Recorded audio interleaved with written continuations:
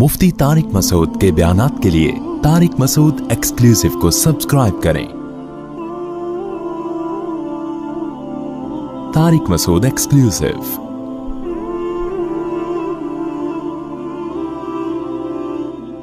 देखो, मुझे पता है कि माहौल बहुत बुरा है, बस मैं 2-3 जुमलों में अपनी बात को समेट रहा हूँ। इस ज़माने में बुराइयों की लत पड़ जाती है लोगों, इंटरनेट पर फोश फिल्में देखने की आदत पड़ गई है बाज़ लोगों को।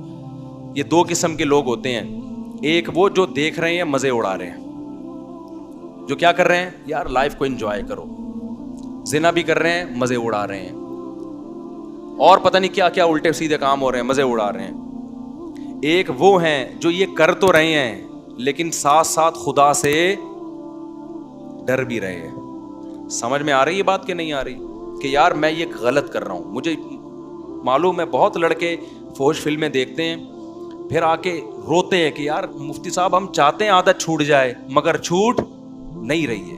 हमें पता है ये गलत काम है, जिना गलत काम है, हम चाहते हैं आदत छूट जाए, छूट नहीं रही है। तो ये दूसरा तबका है जो बुराई को बुराई समझ के कर रहा है, उस पे खुश। बोलो यार, सब मेरा भी तो गला है ना, मैं भी तो घंटे से चीख रहा हूं, और अभी मेरा एक और बयान भी आगे जा, तो जब मैं चीख रहा हूं तो थोड़ा सा आप भी चीख लो। घर में जाके जैसे बात करते हो ना बीवी से, ऐसे यहां बैठ के चीखा करो बैठ के। तो 2 किस्म के गुनाह हैं, गुनाहगार लोग हैं। एक है जो उन गुनाहों में मस्त है, वो मजाक उड़ाते हैं, अबे मौलवियों ने पाबंदियां, अबे ये मौलवी कुछ तो और बेहुदा इल्जामात लगा रहे होते हैं। दूसरा वो गुनाहगार है जो गुनाह कर रहा है लेकिन उसको एहसास है कि ये अच्छा काम, बोलो नहीं, उसको एहसास है कि मैं गलत कर रहा हूं, और उस एहसास इतना कि वो चाहता है कि मैं छोड़ दूं वो चाहता है कि मैं छोड़ दूं। तो उसके लिए भी अल्लाह की तरफ से रहमत है कि जो चाहता है ना, चाहने में सीरियस हो, वो टोपी ड्रामे वाला चाहना ना हो। एक चाहना ये होता है कि मैं पहले अच्छी तरह गुनाह कर लूं, जब 55 साल का हो जाऊंगा तो छोड़ दूंगा मैं। जब दांत ही नहीं बचेंगे तो बादाम खाने की से तौबा की तुझे जरूरत क्या है भाई? गुनाह से तौबा उस वक्त है जब गुनाह का जज्बा हो। 55-60 में तो क्या करेगा तू, क्या तीर मार लेगा?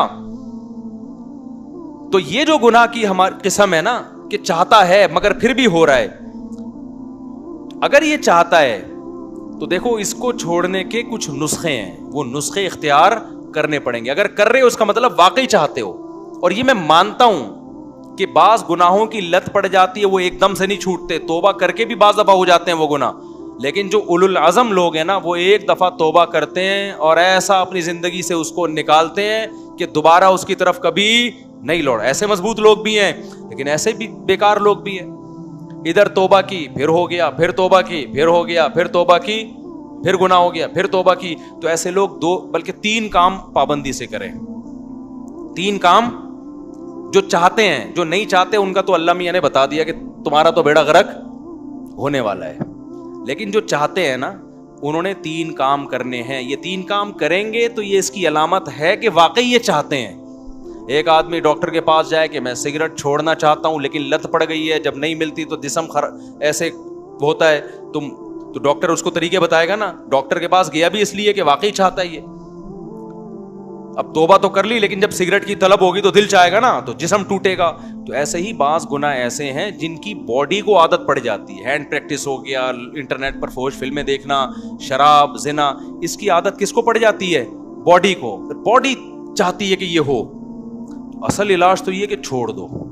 जब छोड़ोगे थोड़े दिनों में बॉडी चाहना, बोलो, खत्म। क्योंकि आदत भी तो आपने कर करके डाली है ना, तो छोड़ छोड़ के छूट जाएगी ये। लेकिन अगर फिर भी हो रहा है गुनाह तो 3 काम पाबंदी से करो अगर गुनाहों की लत पड़ गई है। पहला काम क्या करना है? जब भी हो जाए तौबा लाजमी करनी है, उस पे इत्मीनान करके बैठ नहीं जाना कि अब हो गया तो चलो यार अब तो हो गया, अब ऐसा है कि 25-30 मरतबा और कर लें तो फिर देखेंगे क्या करना है हमने। समझ में आ रही है बात कि नहीं आ रही? हो गया तो फौरन क्या करना है? ऐ अल्लाह, दिल से माफी मांगो, मुझे माफ कर दे, मैं तुझसे मुआहिदा करता हूं कि आइंदा ये जुर्म नहीं करूंगा। पहला काम तो ये फौरन करे वो। दूसरा काम क्या करना है? फौरन कोई जुर्माना या कोई सजा दे अपने आप को। अपने आप को बगैर सजा के छोड़ना نہیں ہے کہ آپ نے کر لیا تو چلو ہو جاتا ہے, آخر انسان ہے. نہیں ہوتا بھائی, انسان ہے تو پھر ٹھگائی بھی انسانوں کی لگتی ہے. اپنے آپ کو کیا دینی ہے؟ ایسی سزا دینی ہے کہ دوبارہ گناہ ہوتے ہوئے انسان کو وہ سزا کا تصور آئے کہ بیٹا یہ گناہ فری کا نہیں ہے, اس کی تجھے بھاری قیمت دینی پڑے گی. وہ سزا ہر ایک کے لحاظ سے مختلف ہوتی ہے. جرمانہ بھی ہو سکتا ہے, روزہ بھی ہو سکتا ہے, نفلی نمازوں کی پابندی بھی, ہر وہ کام جس میں دل کو تکلیف ہو. وہ سزا نہ اتنی بھاری ہو کہ دی نہ جائے اپنے آپ کو, نہ اتنی ہلکی ہو کہ اس سے آپ کو تنبیہ ہی نہ ہو. بات آ رہی ہے سمجھ میں کہ نہیں آ رہی؟ بعض لوگوں کے لیے ایک روزہ رکھنا بھی بہت مشکل ہے, تو وہ سزا میں ایک روزہ ہی رکھ لیں کہ جب گناہ ہوگا اگلے دن ایک روزہ لازمی رکھنا ہے. اور بعض لوگوں کے لیے 10 روزے رکھنا بھی کوئی مشکل, بولو نا, تو 10 روزے سزا میں رکھیں. بعض لوگوں کے لیے گناہ کے بعد 1 لاکھ روپے صدقہ کرنا بھی کوئی مشکل نہیں ہے, کروڑوں کی آمدن ہے. بعض لوگوں کے لیے 100 روپے صدقہ کرنا بھی کیا ہے, مشکل ہے, تو وہ 100 روپے رکھ لیں. لیکن سزا کے بغیر اپنے آپ کو چھوڑنا نہیں ہے. یہ کتنے کام ہو گئے؟ 2. اس کو میں مزید تھوڑا سا ڈیٹیل سے بتاتا ہوں. تیسرا کام ہے دعا. دعائیں نہیں چھوڑو, خوب اللہ سے گڑ گڑا کے مانگو اور مانگتے رہو, اللہ اس غلیظ پلید گناہ سے میری جان چھڑا دے. میں اقراری مجرم ہوں, باغی مجرم نہیں ہوں. میں ان لوگوں کی طرح نہیں ہوں جن کو جب آخرت سے ڈرایا جاتا ہے تو کہتے ہیں ہمیں کیا پتا قیامت ہے یا نہیں ہے. نہ میں مانتا ہوں ان الساعۃ لآتیۃ لا ریب فیہا, اے اللہ ایک دن قیامت آئے گی, تو مردوں کو زندہ کرے گا, اس گناہ پہ سزا دے گا, میں اقرار کرتا ہوں. تو اے اللہ مجھے تو اس گناہ سے بچنے کی توفیق دے دے, آسان کر دے میرے لیے اس گناہ سے بچنا. میں دعوے سے کہتا ہوں مانگتا رہے گا نا, انشاءاللہ یہ گناہ اس کی زندگی سے نکل جائے گا. بہت سے نوجوان آتے ہیں کہ ہم نے حج بھی کر لیا, ہم نے تبلیغ میں 4 مہینے بھی لگا لیے, پھر بھی گناہ نہیں چھوٹ رہا ہم سے. تو بھائی آپ کوشش میں لگے رہو گے, آہستہ آہستہ انشاءاللہ چھوٹ جائے. اگر کوشش نہیں کی نا, یہ 3 طریقے نہیں اختیار کیے, تو اس کا پتہ ہے نقصان کیا ہوگا؟ آج یہ گناہ کر رہے ہو نا, کل ایک قدم اس سے آگے ہوگا. یہ نہ سمجھو کہ آج یہ گناہ ہو رہا ہے تو یہاں یہ جو گورے ہومو سیکچولیٹی کو پھیلا رہے ہیں نا, کیوں؟ زنا کر چکے ہیں یہ, اب آگے کی طرف جا رہے ہیں یہ, اور کل ان میں محرم سے زنا بھی پروموٹ کریں گے یہ, بہنوں سے. اور اللہ بچائے ایسے الفاظ لیتے ہوئے بھی ہمیں خدا کا سے ڈر لگتا ہے. یہ محرم رشتوں سے بھی زنا کو لیگل کریں گے کل, کیونکہ ان کے یہاں توبہ نہیں ہے. تو توبہ جب نہیں ہے تو ہر آنے والا دن برائی میں ایک اسٹیپ آگے ہوگا. تو یہ 3 کام جو گناہ کے عادی ہیں کریں گے کہ نہیں کریں گے؟ اس کا فائدہ کیا ہوگا؟ لوگ کہتے ہیں یار ہم تو توبہ بھی کرتے ہیں اور صدقہ بھی کر رہے ہیں, سزا بھی دے رہے ہیں, پھر بھی نہیں چھوٹ رہا. میں ان سے کہتا ہوں 2 کام تو ہو رہے ہیں نا. نمبر 1, اس سے زیادہ آگے کی طرف نہیں جا رہے. اگر یہ کام نہ کر رہے ہوتے تو پھر آگے جاتے. آگے تو اسٹاپ ہو گیا نا, اسی پہ بریک لگ گئی ہے. ایک فائدہ یہ ہوا. نمبر 2, دوسرا فائدہ یہ ہوا کہ اس گناہ کی وجہ سے جہاں برائیوں کے پلڑے میں برائی آئی ہے, تو وہ جو سزا کے طور پر صدقہ کر رہے ہو یا روزہ رکھ رہے ہو, تو ایک پلڑے میں نیکی بھی تو آ گئی نا. ابے کیا ہو گیا بھائی؟ جو خدا گناہ پہ سزا دیتا ہے وہ نیکیوں پہ جزا بھی تو دیتا ہے نا. تو وہ روزہ ضائع تھوڑی کرے گا تمہارا کہ جی چونکہ اس نے گناہ کر کے روزہ رکھا ہے تو روزہ گیا. نہ, جب وہ گناہ پہ سزا دے گا تو آپ اللہ سے کہو گے قیامت کے دن, اللہ جہاں میری ٹھکائی لگ رہی ہے تو وہ روزے کہاں گئے, اس کا بدلہ بھی تو چاہیے مجھے. تو نیکی پہ تو 10 ملتے ہیں اور گناہ پہ 1 ملتا ہے.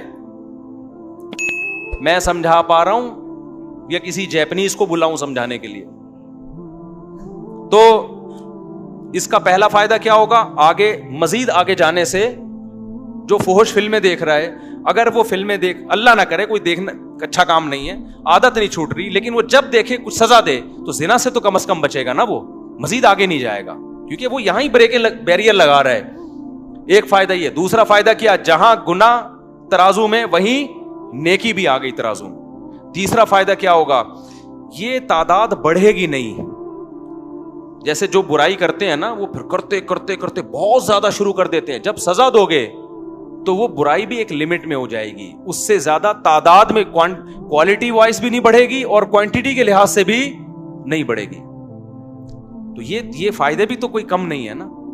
لیکن آپ نے صرف ان فائدوں کو فوکس نہیں کرنا, فوکس اس کو کرنا ہے کہ اس کو ہم نے اپنی زندگی سے ختم کرنا ہے, ایسی کی تیسی عزم کرنا ہے بھائی.